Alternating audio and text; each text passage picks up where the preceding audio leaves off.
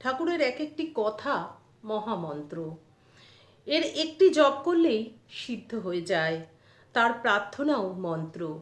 মন্ত্র কি সংস্কৃতে হলেই হলো, বাংলায়ও হয়। ঠাকুর মায়ের কাছে প্রার্থনা করেছিলেন, বলছেন, আমি মার কাছে একমাত্র ভক্তি চেয়েছিলাম।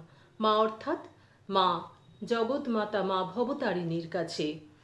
বলছেন, মার পাদপদ্মে ফুল দিয়ে হাত জোড় করে বলেছিলাম, মা, এই লও তোমার অজ্ঞান, এই লও তোমার জ্ঞান, আমায় শুদ্ধা ভক্তি দাও। এই লও তোমার সূচি, এই লও তোমার অসুচি, আমায় শুদ্ধা ভক্তি দাও।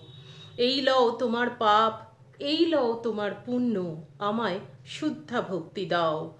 এই লও তোমার ভালো, এই লও তোমার মন্দ, আমায় শুদ্ধা ভক্তি দাও। এই লও তোমার ধর্ম, এই লও তোমার অধর্ম, আমায় শুদ্ধা ভক্তি দাও। ঠাকুর এইভাবেই মা ভবতারিণীর কাছে প্রার্থনা করেছিলেন। এইভাবেই ঠাকুর আমাদের শেখাচ্ছেন যে ঠাকুরের কাছে এইভাবেই প্রার্থনা করতে হয়।